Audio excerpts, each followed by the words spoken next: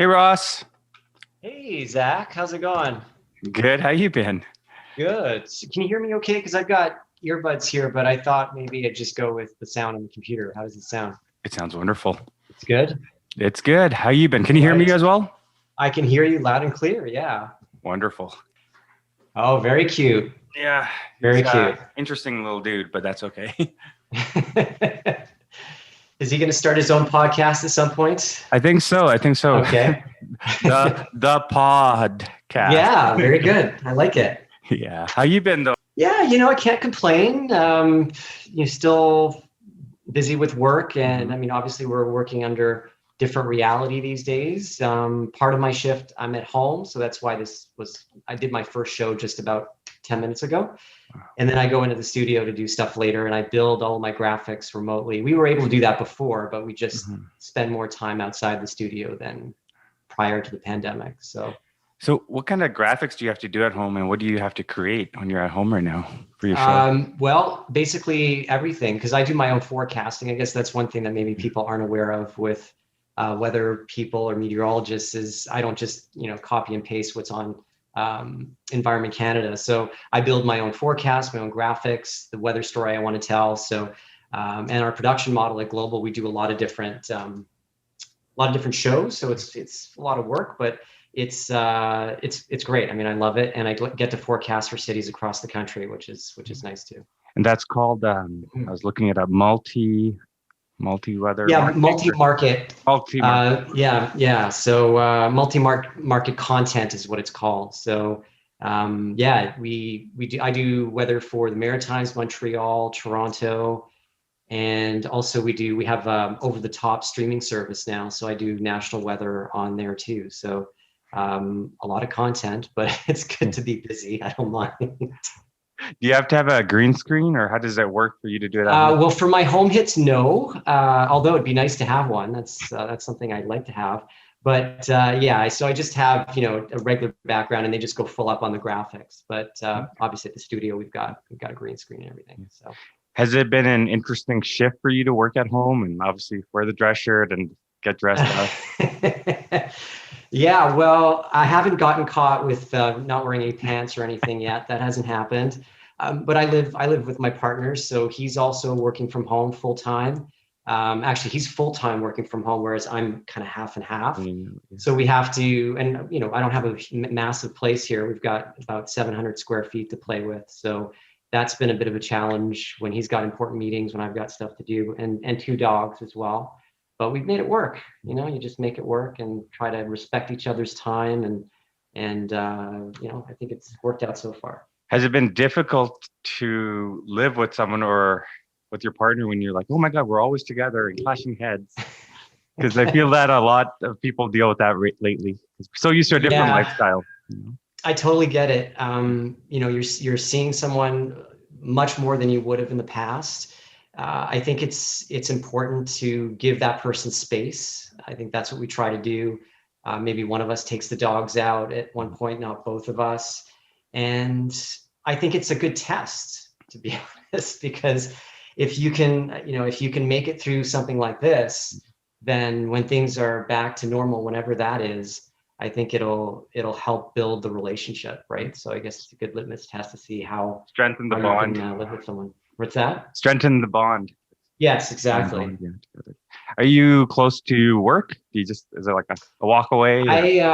I'm not too far. I live in downtown Toronto, and our studios, we have two areas where we have studios, but the studios I work at most of the time are just about a 15-minute drive without traffic. And I guess traffic isn't as bad as it once was. So I don't have to deal with that as much either anymore, which is kind of nice.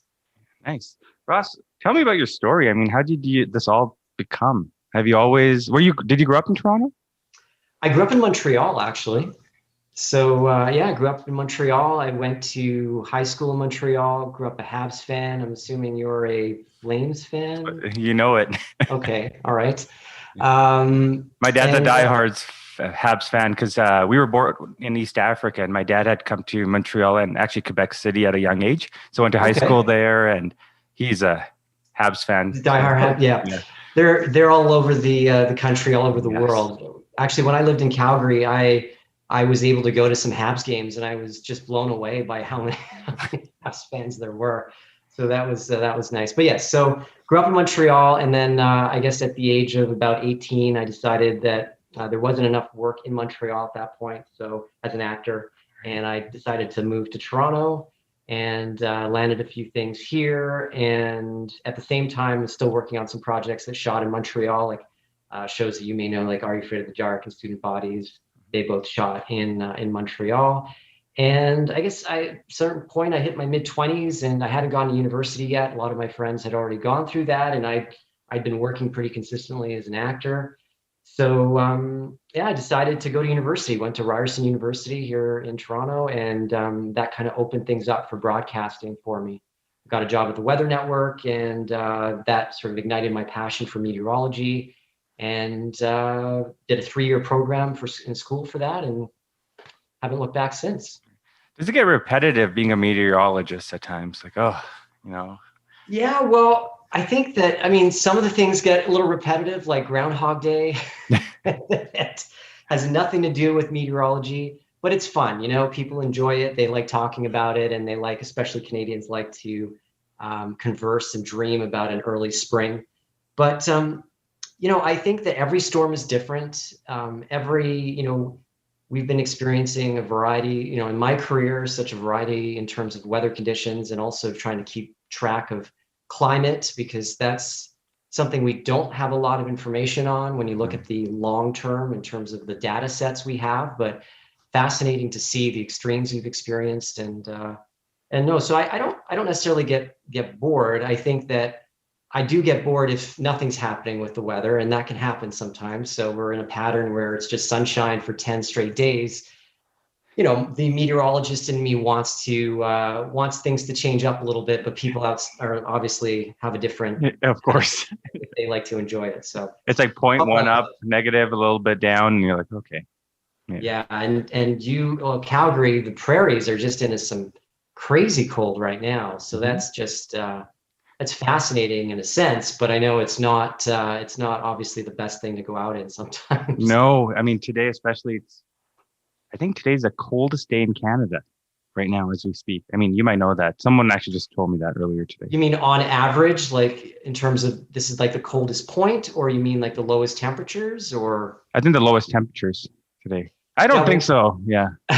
But well, Canada has certainly been on the top like 5 to 10 in terms of coldest places in the world over the last few days with this Siberian air that's over many parts of the country. So yeah, it's definitely some of the coldest air we've seen so far this winter, for sure. how does this happen? Is this normal to see this air come through like this? Yeah, I mean, it is. Well, the temperatures we're seeing are below normal. They're below average, but those are averages. So you need to keep that in mind too, right? But it is normal for us to see these Arctic outbreaks that we have seen recently. I think what makes this one particularly biting in terms of the cold is just the fact that a lot of, well, January, even prior to that, was warmer than average for many parts of the country. I was talking about that throughout all of January. And then all of a sudden, it's almost like someone turned a switch, and we're into this Arctic polar vortex. So I think that's part of what makes this seem so extreme right now. Oh, that's interesting. Holy, has it been worrisome for you sometimes when you're looking at data points and data sets as a macro and say, oh my God, there are some things happening here that we don't see out there as general public?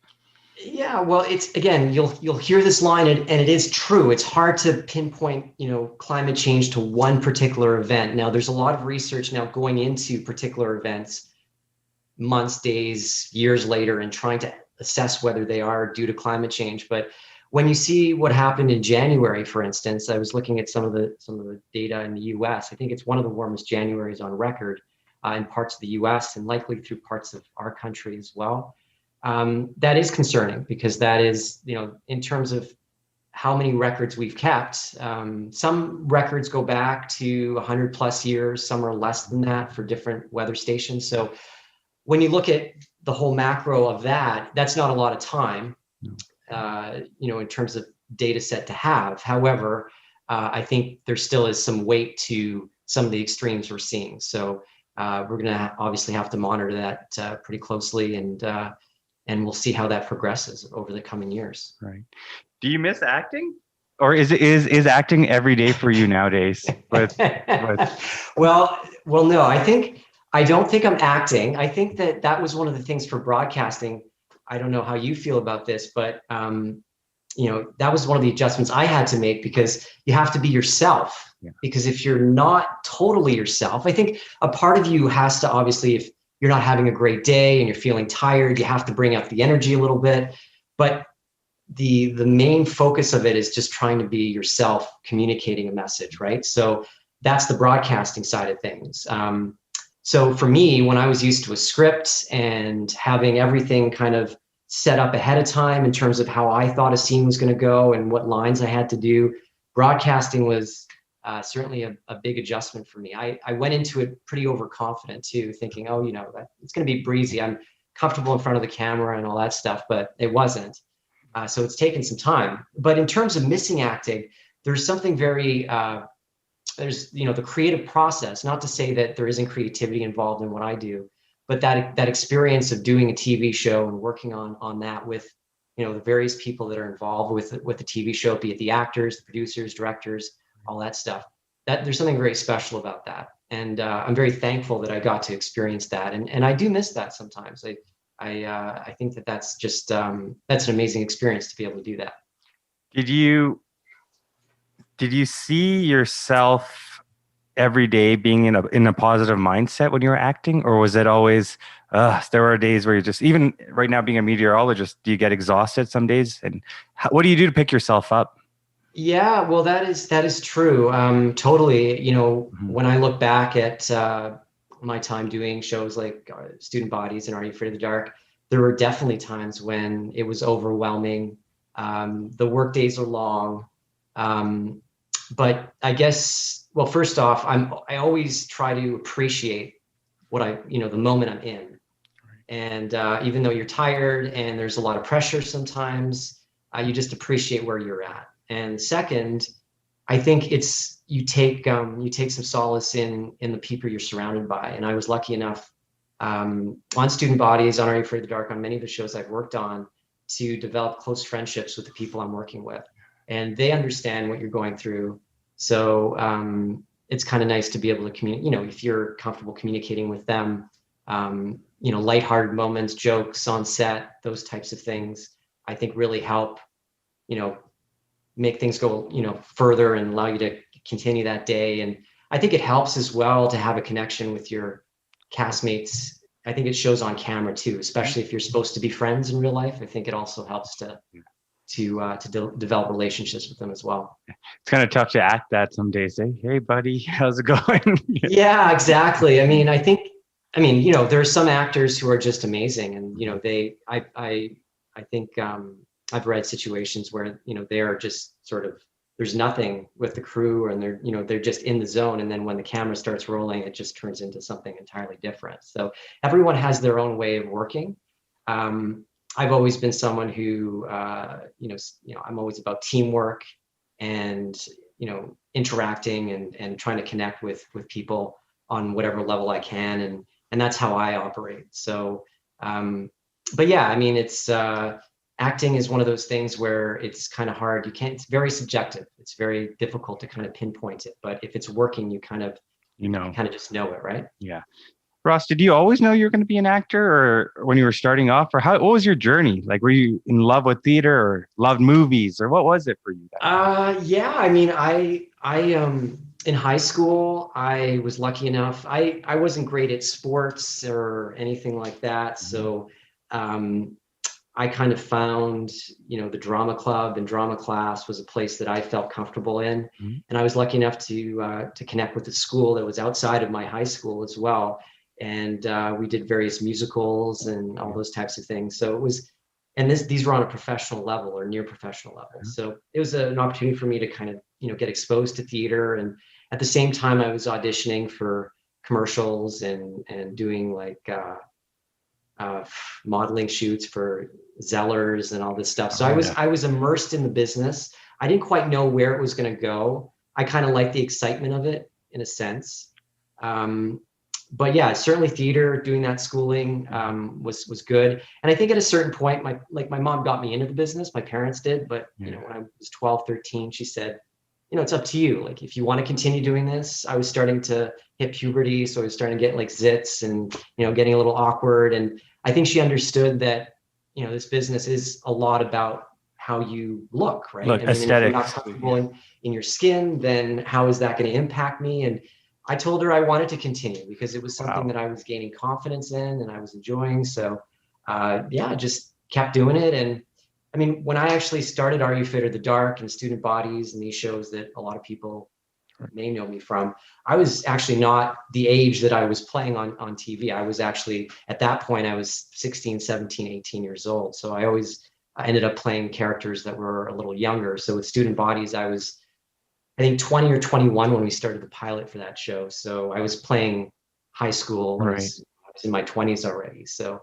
but yeah, that it all kind of culminated and kind of went into those shows like Student Bodies and Are You Afraid of the Dark, which was great. Because I remember growing up, obviously watching Are You Afraid of the Dark and Student Bodies, but Are You Afraid of the Dark? I think it would come before Goosebumps or after Goosebumps. It was around that time, Yeah. and loved you guys around the campfire and starting everything off. How was that experience? Was it?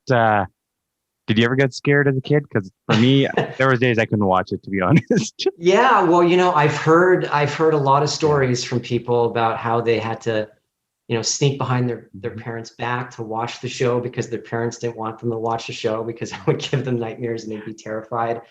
Um, I definitely had exposure to the horror genre when I was a kid. Yeah. One of the first, I remember The Shining. That movie was just, it was embedded in me. It was one of the first, I think, you know, for people that don't know what VHS tapes are and VCRs, like that was one of the first movies that I think I was able to rent with a friend of mine, and we watched it one night, and it just kind of, you know, terrified me. So the horror genre is something that I always appreciated. And I, you know, I never really got scared when we were doing the show because, you know, we weren't actually in the woods. We were in a studio, and you've got all these people around you, and you try to kind of recreate that atmosphere. But I have to say that after watching the shows, after we would shoot them, you know, I definitely get why some people were terrified by that show. And you know, I think it was kind of a time in television where, you know, I think they could do things that I don't think you could, you know, get away with so much now in terms of scaring kids and all that stuff. I think there was a line they crossed, which I think is an amazing part of the show, but I don't know if you could necessarily get away with that today. Yeah, in today's era, there's everything is sensitive. I mean, even they have to put the disclaimers if you're smoking in a film. Right.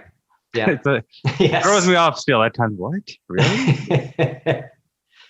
It is what it is, right? So was it a single camera that you guys filmed with on Are You Afraid of the Dark?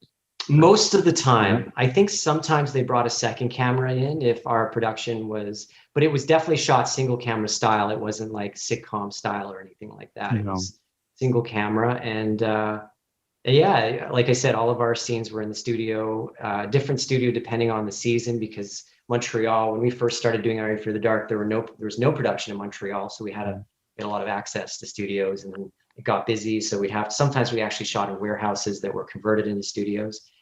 And yeah, oftentimes we got the entire script. So we had the script, but the other parts of the episode weren't shot. So that was a lot of work for the producers as well to kind of put together the 13 or 26 episodes, you know, and have us be able to, you know, do the beginning and the end of all those episodes. That was a little challenging for them, but yeah, it was a great experience, great crew. And you know, I think that initially people didn't really know the success of the show, and it kind of grew to proportions that one of the creators, DJ McHale, who is a great mentor of mine and very talented guy, he said in an interview he did, and I think this is interesting. He says, there's not a day that goes by that someone doesn't ask him about Are You Afraid of the Dark in some way, in some part of his realm, which I think that that says a lot about that show. Speaks volumes, of course. Yeah. You know, it's still on people's minds. I don't quite understand it, but in a way, I think it's kind of cool. Oh, absolutely. Do you ever revisit some of your old episodes of Are You Afraid of the Dark? I've been forced to sometimes because I started a YouTube channel called Guy from That Show a few years ago, and one of the projects, one of the episodes was a documentary I wanted to do because a guy called Matthew Klickstein wrote a book on Nickelodeon and the golden age of Nickelodeon, I guess. So shows like Are You Afraid of the Dark and other shows at the time, and there was a launch for that book in New York City. I decided to go and I did a documentary on my experience because there were a lot of fans there and other Nickelodeon people, and it was just kind of interesting to hear Matthew's perspective on all these shows too and how it, well, he claims, and I understand it, changed people's lives. I think it was a way for kids to watch TV in a whole different way. It spoke to them. It wasn't speaking down on them. And I think that was one of the things that had a huge impact. So when I did that project, I wanted to choose clips from Are You Afraid of the Dark? And I had to go back and look at some of the episodes. And yeah, I mean, it feels like such a different time. It's a little crazy to watch it. I don't remember. The thing too is now oftentimes I'm watching it like it is for the first time because I don't remember all the details of every episode, but I do remember those little details, like what was happening behind the scenes with, what we were doing, laughing about, or, you remember those little details behind the scenes when you actually see the final cut scene. But yeah, it's definitely interesting to go back and see how my hair was back then. Yeah. Yeah, it's quite the special. outfits we wore. Yeah, it was a different time. Yeah, I know, and the glasses too. I actually, I mean, I'm sure, I don't know if you've heard about this, but I didn't actually wear I never needed glasses, Right. but they wanted the character to have glasses. So the first season they had actual glass in the glasses, but then that was reflecting the light, so they had to take the lenses out, and so I had lensless glasses for the rest of for all the other episodes. But So interesting. yeah. So all these little things that happen. So when you were doing that, did your mom and dad and yourself be like, holy smokes, this is real? Like, I'm on TV. Like, was there a pivotal moment where it hit you like, this is kind of badass, or this is really neat? Yeah, I mean, my parents, we didn't have, Are You Afraid of the Dark first came out, like you have to go way back now to, it was 91, 92 when the pilot was launched. And they launched it on the Family Channel. And at that time that was pay TV, and my parents didn't even have pay TV Those at channels, that time. yeah. So I had to go over to a friend's house to see the show. And yeah, I think that was I was like, wow, this is for real. I had the first few episodes of Are You Afraid of the Dark were released, and I hadn't seen any of them prior. So it was intense. Yeah. And then the show ran so much on YTV after that, and then Student Bodies and all that stuff. Did Student Bodies come around during Are You Afraid of the Dark, or was it like back to back? But like back to back? It wasn't like quite back to back, but I think the spacing was probably. I think I did my last episode in 96 or 97 of Are You Afraid of the Dark, and Student Bodies, we did the pilot in around 97, 98, I think. Okay. And then we shot it until just before 2000. So it was pretty close. Yeah. Was that, again, a new experience for you? Again, so many people around. Was it in the studio as well? Or? Yes, they converted an abandoned school, and they put us in this school, and our dressing rooms were in a classroom. They had these like dividers that didn't even go like all the way up to the ceiling or floor. So it kind of felt like we certainly weren't pampered during that show. It wasn't like we each had our own trailer outside the school or anything. So it was a very immersive experience with the rest of the cast. And it felt like we were literally back in high school, and it was good. I think that helped in terms of our connection and how we played off of each other. Comedy, the other thing is we didn't have a studio audience. So anyone who's seen a sitcom or knows how sitcom production works, oftentimes they'll do a couple of runs with a studio audience to just kind of see the timing of how various jokes go off. And if one doesn't go off well, then that's kind of an indication. And then they'll do one without the studio audience. We just did everything, without a studio audience. So we felt like we had to crack ourselves up a little bit sometimes. And if we could do that, if I could make my castmates laugh, then I knew that, we were probably onto something. Did more people, like general public, realize you guys in Are You Afraid of the Dark or on Student Bodies? Like more recognition, you mean? Or? More recognition, yes. Well, I think that even though Student Bodies was on Fox, it was on affiliate stations in the US. I think Are You Afraid of the Dark had more of a worldwide impact because I've met people from, like, I've traveled to places like Russia and China and many different countries, and people have recognized me from Are You Afraid of the Dark? They know the show. So yeah, I think that, and especially also the US impact too, which is something that, because I live in Canada, when I went to New York for that book launch that I mentioned, Slime by Matthew Klickstein, it was the first time I really came face to face with the impact that Are You Afraid of the Dark really had to American youth as well during that time. It was kind of an eye-opening experience. Of course. Ross, did you realize that maybe it's because how Crime Beat and all these interests of horror or crime podcasts are such a phenomenon? Is that why also it was very popular? Like, people love to see that scare or that adrenaline from that feeling, and it really causes something and resonates. It does. You're right. You're totally right. It's that experience. I don't know. Have you seen American Horror Story? I have. Yes. Yeah. So I'd never gotten into it, and I've started watching it, binging it recently, and it does get addictive. That feeling of that fear, and I think that was the impression that Are You Afraid of the Dark left. We have to keep in mind that when Are You Afraid of the Dark was airing for the first time, TV was different too, right? It was very much so. It was more appointment based. People would congregate around these events around Halloween, and so I think when they watched the show, there were different experiences. Like you mentioned, your parents didn't let you watch the show sometimes, so you had kids that were sneaking around to watch the show. You had kids, I've heard many times, kids that used to watch the show together with their friends. And they're not kids anymore, but that was their experience when they were kids. So I think it was not only the show itself, but I think it was that experience of watching the show and those feelings that people got. And I think that, I think people are probably trying to recreate that in their adulthood now.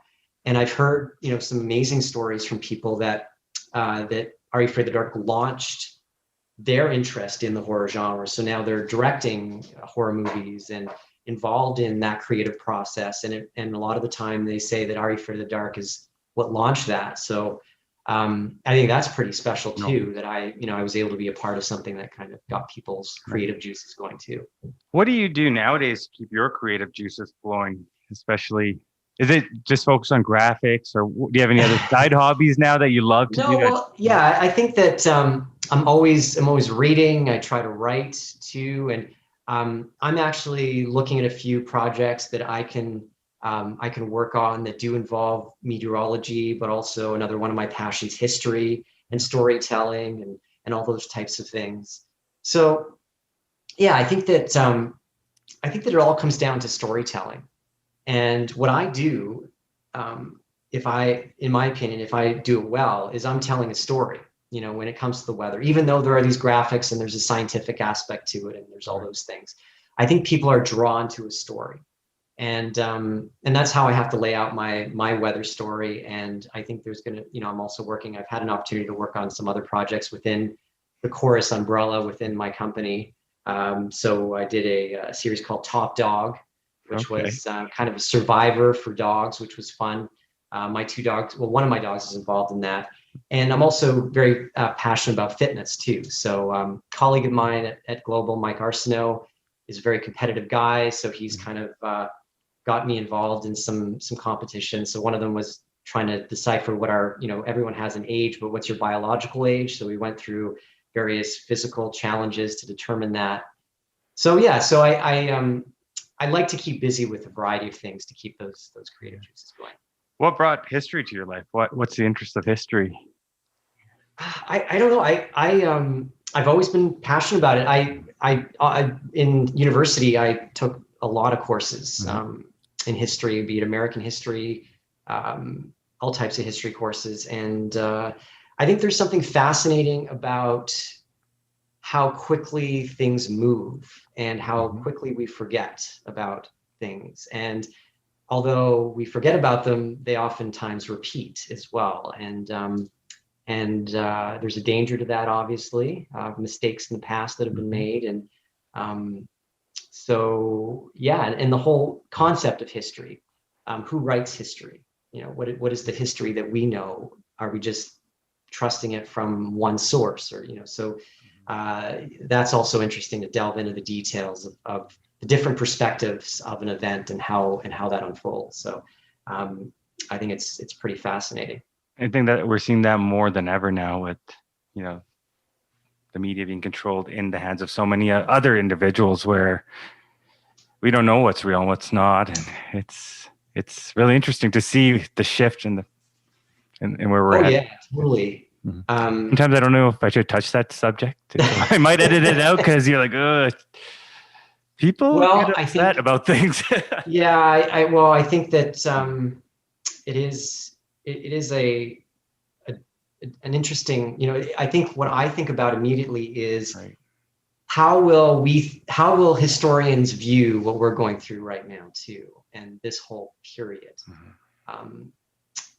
when it comes to, you know, a lot of misinformation that's out there, and I think it brings up the whole concept of news and, you know, where people get their news from and trusting news sources and all those types of things. So I think that it'll be interesting to see how that progresses moving forward, because I think there's definitely a void when it comes to where some people are getting their information. So I think that that's what makes journalism and the jobs that I do, my colleagues do, I think that's why it's ever more important that there be a presence there, because we can't lose that moving forward. No. Ross, do you think in like 10 to 15 years we'll see the complete fade, more or less, of newspapers? Yeah, that's scary. It is scary. I mean, I hope that, I mean, the actual physical paper that you pick up and hold in your hands, you know, I think that's been obviously on the decline in over several years. But I would hope that these organizations, the newspaper companies, the journalists behind those newspapers, there continues to be a presence. And I think that you know, online, obviously, and a different way of getting that information out.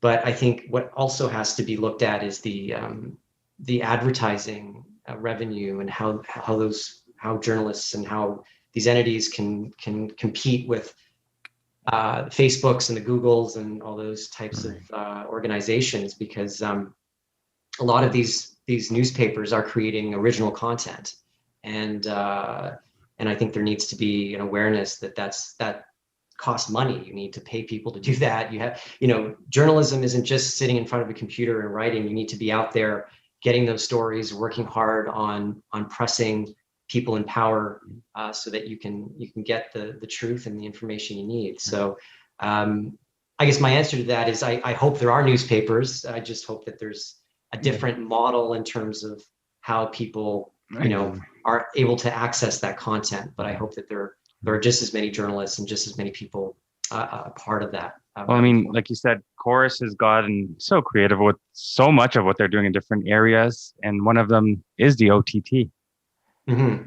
If people don't understand what an OTT is, what exactly do you do with OTT? And well, it's an over-the-top way of streaming the news, and Chorus has partnered with Amazon. So we're able to, we have various streams that we put out there, be it local news, international news. We're also covering live events now too. So it's just a different way to access that information. And I think it's important for any media company to understand that yeah, there are going to be some changes with how people consume that content. Mm-hmm. And that's one of the ways that that Chorus and Global are doing that. And we've seen a lot of growth in it. I think it's going well. And yeah, I think again, it's not to say that conventional TV and conventional radio aren't a conduit, but I think you also have to be aware that there are other conduits that people are going to be going to Where the user is, yes. Yeah, exactly. So you have to be ready for that moving forward. That's funny because the other day I was on Amazon Prime and I'm like, what? Global's on here? Mm-hmm. It was pretty cool to see that. And I could literally pick wherever I wanted to go. Yeah. Exactly. That's super cool. Yeah. So there's, I think that's the direction we're going, and to try to keep it local. So, if someone is in one community in Alberta or a community in Ontario or Quebec, there's a way for people to be able to access their local stream. But then there's also more of a wide scale national stream if someone wants that too. So it's about giving people choice. No. Do you see YouTube being a huge player for Global and what you guys do? Because I mean, I don't know about you, but I'm always on YouTube as well, just looking at things. And yeah, I think YouTube has been, we've had a presence on YouTube. We have a team at Chorus that is devoted to YouTube content. And again, I think that it's important to have a presence there. And a lot of people obviously gravitate towards YouTube. So, I think it's definitely an important way for people to consume too. Ross, I have a few questions for you before I know we got to wrap up here, but a couple questions for you if you have some time. Okay. Number one is, how has the pandemic helped, or what have you learned from the pandemic, and what is the positives out of it? The positives. Yes, positives. I'll go back to your pun earlier on about dogs. It's been nice to have paw and positives. It's been nice to have the dogs around and appreciate their presence for sure. Well, I think it's made me appreciate time with friends, with family. I was able to see my parents when things were a little less, when cases were lower during the summer, when there was a bit of a lull, but I haven't been able to see them in person a lot because we've had to keep them safe. And so yeah, just appreciating that connection. As much as I enjoy talking to you over Zoom, I think it's really made me appreciate that in-person connection with family, with friends, and really looking forward to being able to do that without this kind of, this overhang of, is it safe, and all those things that we need to think about now. Was it interesting for you to get your first autograph or photo taken with somebody and be like, oh my God, it's you? Yeah, well, that was an experience. When I was growing up, before people knew who I was or had seen shows that I was doing, I was told that I had a likeness to Max Casella. I don't know if you know who Max Casella is. No, I'll have to look him up. He was the actor in Doogie Howser. That show way back, probably before your time. So he was Doogie's best friend. And people would come up to me and say, "Are you Max from Doogie Howser? You Max from Doogie Howser?" And I was like, "No, I'm not. I'm sorry, I'm not from Doogie Howser."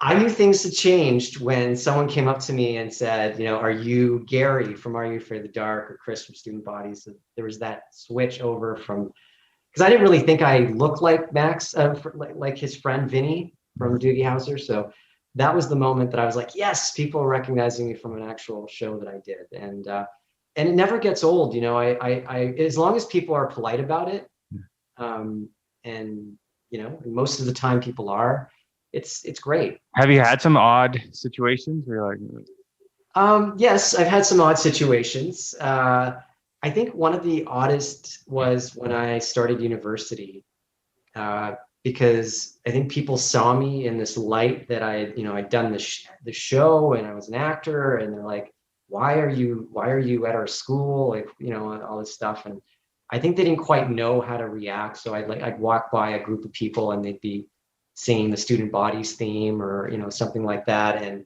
that's funny. I just prefer people to just say hi, but overall things have been, I live in Canada, so generally Canadians are quite polite, and And yeah, and overall it's been really good. What was some of the fears that you overcame? Because I mean, you started at such a young age.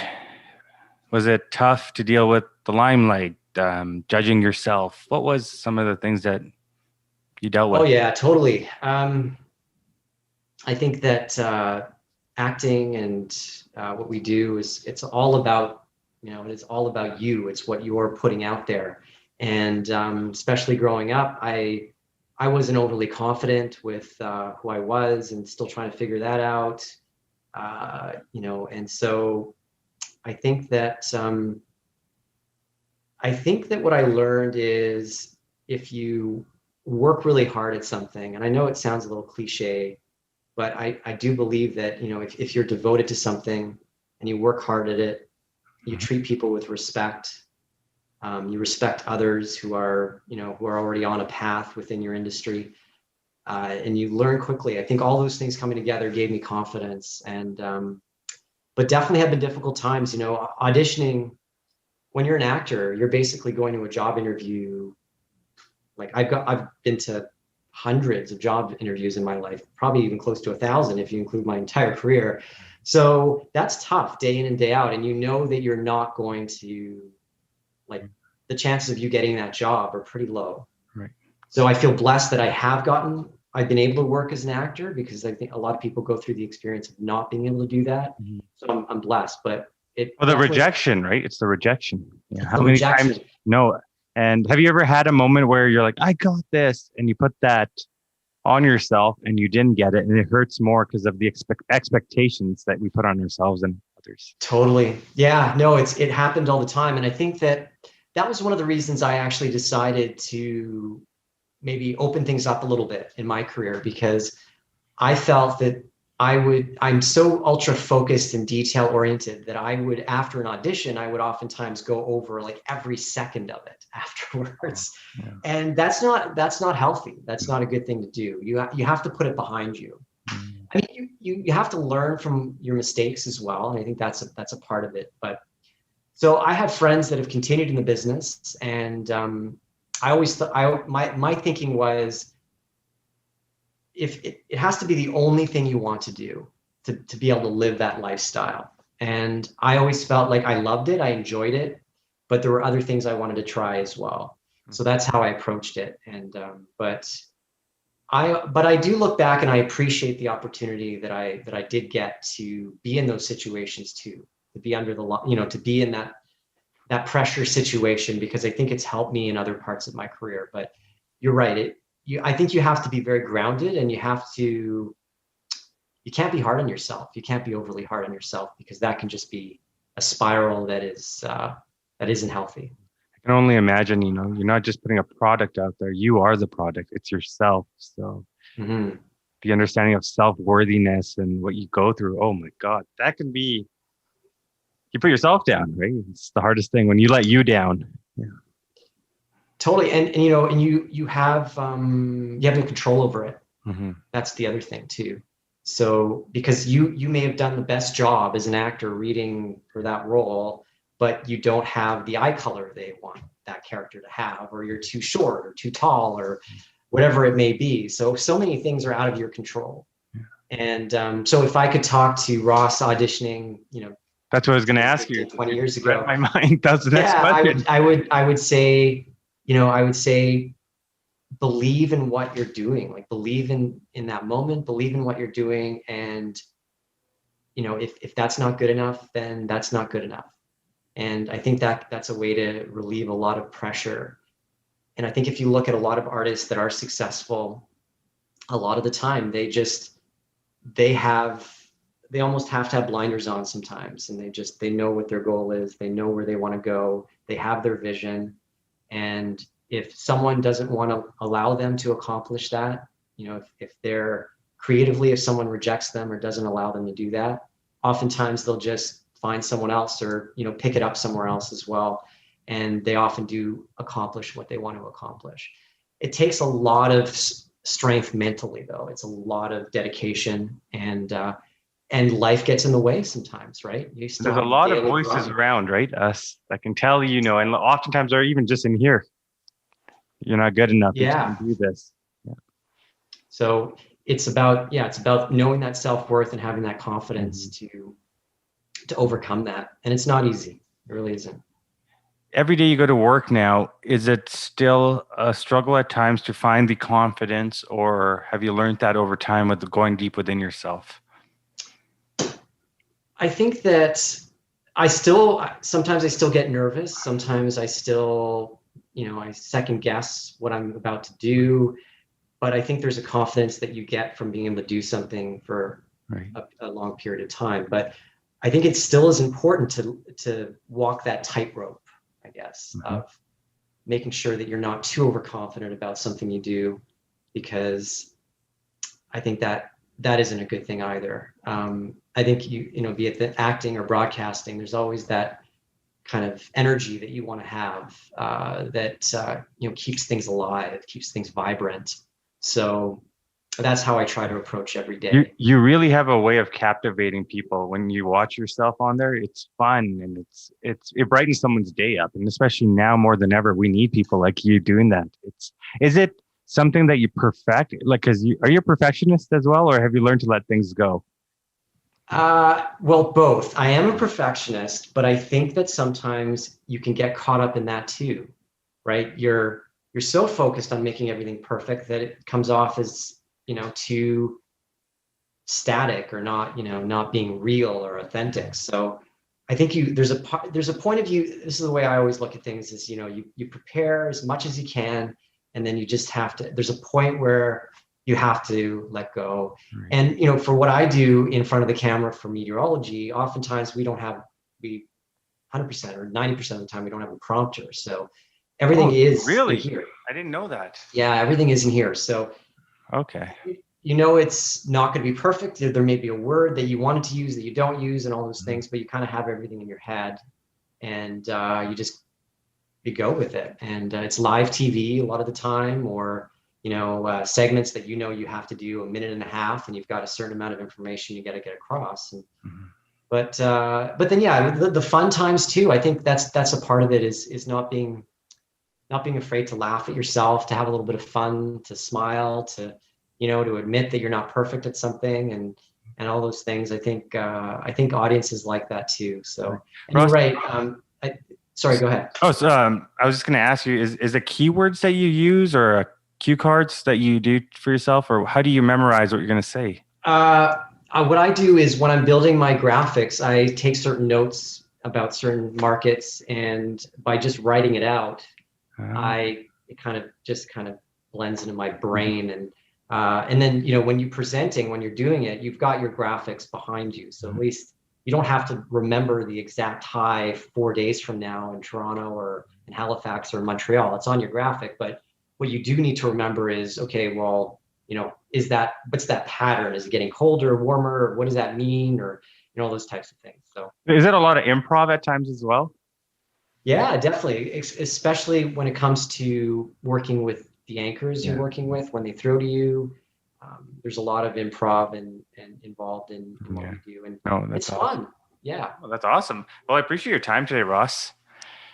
Well, thank you. Thanks for chatting, and good luck with all your thank you very much. Your mental advocacy and your positive notes that you put up on your Instagram as well about mental health, and so keep that up as well. It's nice to read those inspirational quotes, for sure. Thank you, Ross. And one of these days, if you're here or I'm there, we'll have to get together. Yeah, definitely. I my partner actually is from Calgary, so so we've been wanting to go back and visit, but haven't had a chance. So hopefully we will make it back. I love the hiking around Calgary. I love that part of the country. So, are you a big skier, or is your partner a big skier, snowboarder? Skier. I grew up. The Laurentians aren't very far from Montreal, so I was able to do that. So when I lived in Calgary, I tried snowboarding, but I was good at skiing, and I didn't want to look bad on a snowboard, so I just kept skiing. So I love skiing too. Yeah, it's amazing. You don't have a dialect though, from the Quebecois style.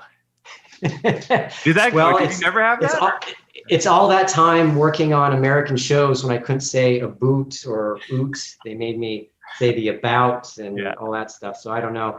But Montrealers do have a particular dialect. I guess I've moved away from Quebec, and I've Mhm. lived in Ontario and across the country. So maybe Does that's mom a and little dad better. still have that? What's that? Do they still have it, mom and dad, the dialect or the accent? Well, my mom, her first language is French, so she has a bit of a French accent sometimes. Sometimes she'll use like she'll do the franglais we say, so she'll use the French word or a mix of a French and English word, and we still laugh at her years later for doing that. But I love her for it. So yeah, they're my dad is entirely English, so so he probably still has a bit of that accent. Yeah. You're bilingual then? You can speak both. Wow. We. Awesome. That's thanks so much, Ross, again. No problem. Have a good Okay, take day. care. Yes. You too. See ya. Bye.